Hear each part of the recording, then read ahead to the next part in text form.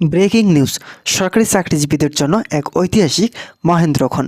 অবশেষে সকল জল্পনা কল্পনা ও দীর্ঘ প্রতীক্ষার অবসান ঘটিয়ে 1:5 অনুপাতে চূড়ান্ত হলো নবম জাতীয় পে স্কেল। তো বন্ধুরা, এই বিষয়টি নিয়ে আজকের এই ভিডিওটিতে বিস্তারিতভাবে আলোচনা করতেছি, তাই আপনাদের ভিডিওটি সম্পূর্ণ দেখার জন্য অনুরোধ রইল। এই ঐতিহাসিক সিদ্ধান্তের মাধ্যমে সরকারি চাকরিতে প্রবেশের সর্বনিম্ন বেসিক বেতন নির্ধারণ করা হয়েছে 27,500 টাকা এবং গ্রেড সংখ্যা 20টি থেকে কমিয়ে 14টি নামিয়ে এনে বেতন কাঠামো এক আমূল পরিবর্তন আনা হয়েছে। এই পরিবর্তনের ফলে পেনশন ও ইনক্রিমেন্টের ব্যবস্থায় যে বড় সংস্কার আসছে তা ইতিবাচক প্রভাব সরাসরি পড়বে দেশের প্রায় 22 লাখ সরকারি চাকরিজীবীদের জীবনে। আগামী 10 জানুয়ারি তারিখটি বাংলাদেশের প্রশাসনিক ঐতিহাসের একটি লাল অক্ষরের দিন হিসেবে চিহ্নিত হতে যাচ্ছে। নবম জাতীয় পে স্কেল এই সিদ্ধান্তটি শুধুমাত্র একটি গতানুগতিক বেতন কাঠামোর পরিবর্তন বা কিছু টাকার অঙ্ক বৃদ্ধি নয়, বরং এটি সরকারি চাকরিজীবীদের দীর্ঘদিনের বঞ্চনা, লাঘব এবং প্রত্যাশার একটি বাস্তব রূপ। অন্তর্বর্তীকালীন সরকারের প্রধান উপদেষ্টা চূড়ান্ত এবং আনুষ্ঠানিকভাবে স্বাক্ষরের মাধ্যমে 1:5 অনুপাতে নবম পে স্কেল আনুষ্ঠানিকভাবে পাশ হয়েছে, যা দেশের প্রশাসনিক ও আর্থিক ব্যবস্থায় একটি গুরুত্বপূর্ণ ও যুগান্তকারী অধ্যায়ের সূচনা হয়েছে। নতুন এই কাঠামো অনুযায়ী সরকারি চাকরিতে যোগদানের শুরুতেই একজন কর্মচারী বেসিক বেতন বা মূল বেতন শুরু হচ্ছে 27,500 টাকা থেকে। এটি পূর্ববর্তী অষ্টম পে স্কেল কাঠামোর তুলনায় একটি মৌলিক ও অত্যন্ত তাৎপর্যপূর্ণ পরিবর্তন। দীর্ঘ সময় ধরে দেশের বাজারে নিত্য প্রয়োজনীয় দ্রব্যের মূল্য ও জীবনযাত্রার ব্যয় যেভাবে জ্যামিতিক হারে বেড়েছে, সেই কঠিন বাস্তবতার সাথে সামঞ্জস্য রেখে এই বেসিক বেতন পুনর্নির্ধারণ করা হয়েছে।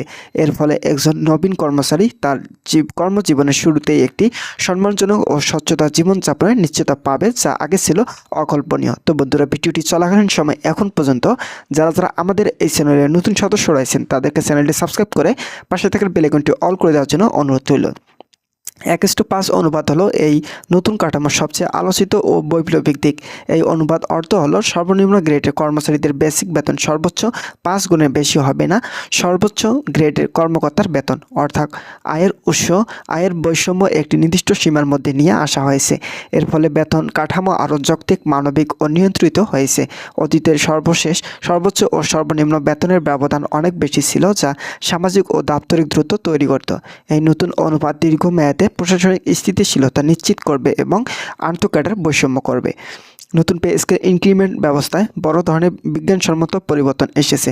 এখন ইনক্রিমেন্ট শুধু একটি নিয়মিত বার্ষিক 5% বৃদ্ধি নয়, এটি চাকরির অভিজ্ঞতার সময়কাল এবং দায়িত্বের সাথে আরও বাস্তবসম্মতভাবে যুক্ত হয়েছে।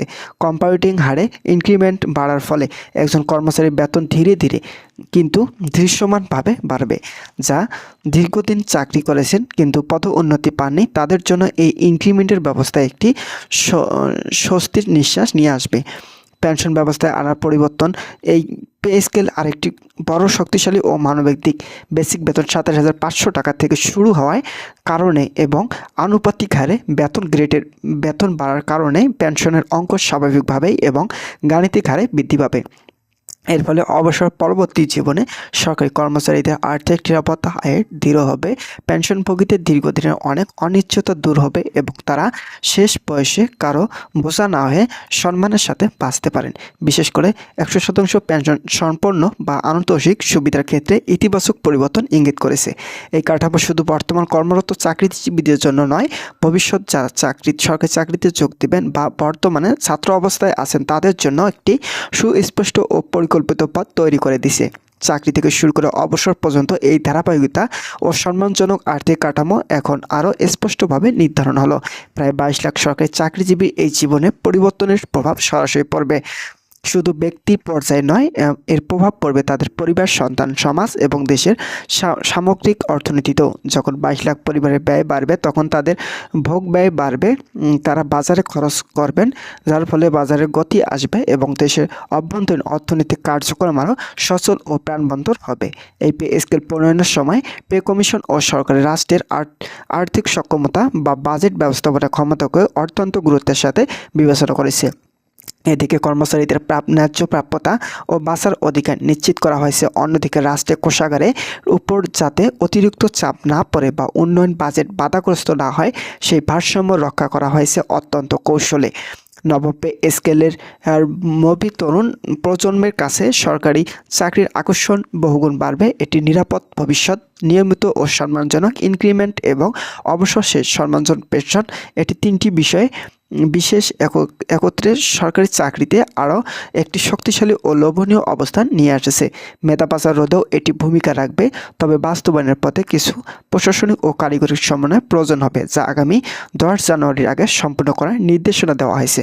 মূল বেসিকের সাথে যুক্ত বাড়ি ভাড়া ভাতা, চিকিৎসা ভাতা, যাতায়াত ভাতা, টিফিন ভাতা, বিশেষ সুবিধা, ঝুঁকি ভাতা এবং দায়িত্বভিত্তিক সুবিধাগুলো ধাপে ধাপে নতুন বেসিকের সাথে সামঞ্জস্য রেখে চূড়ান্ত করা হবে। যেমন বেসিক বাড়লে বাড়ি ভাড়ার অঙ্ক স্বয়ংক্রিয়ভাবে অনেক গুণ বেড়ে যাবে। এসব বিষয়ে স্পষ্ট প্রজ্ঞাপন জারি হলে পুরো পে স্কেল কাঠামো আরও পরিপূর্ণ রূপ পাবে। তো বন্ধুরা, নবম পে স্কেল তাই কেবল একটি ঘোষণা বা কাগজের দলিলপত্র নয়, এটি একটি দায়িত্বশীল রাষ্ট্রের পক্ষ থেকে কর্মচারীদের প্রতি একটি সুস্পষ্ট ও আস্থার বার্তা। পরিশ্রমের মূল্যায়ন হবে, ভবিষ্যৎ নিরাপদ এবং সম্মান অটুট থাকবে, এই মন্ত্রে সাজানো হয়েছে নতুন কাঠামো। এই নতুন কাঠামোর বাস্তব প্রভাব সময়ের সাথে সাথে আরও স্পষ্ট হবে। বেতন, ইনক্রিমেন্ট এবং পেনশন সব মিলিয়ে এটি একটি সম্মানিত প্রশাসনিক সংস্কার, যা দীর্ঘমেয়াদে দেশে প্রশাসন ও অর্থনীতিতে ইতিবাচক পরিবর্তন নিয়ে আসবে এবং দুর্নীতি কমাতে সহায়ক হবে। তো বন্ধুরা, নবম পে স্কেল বাস্তবায়নের মাধ্যমে সরকারি কাঠামোতে ভেতরে যে আরেকটি গুরুত্বপূর্ণ মনতান্ত্রিক পরিবর্তন আসছে, তা হলো সরকারি চাকরির দীর্ঘমেয়াদী পরিকল্পনা স্পষ্টতা। আগে একজন সরকারি কর্মচারী জানতেন না বা 10 বছর 15 বছর পর আর্থিক অবস্থান ঠিক কোথায় দাঁড়াবে বা তিনি আদৌ কোনো সঞ্চার করতে পারবেন কি না। নতুন কাঠামো সেই অনিশ্চয়তা অনেকটাই কমে আসবে।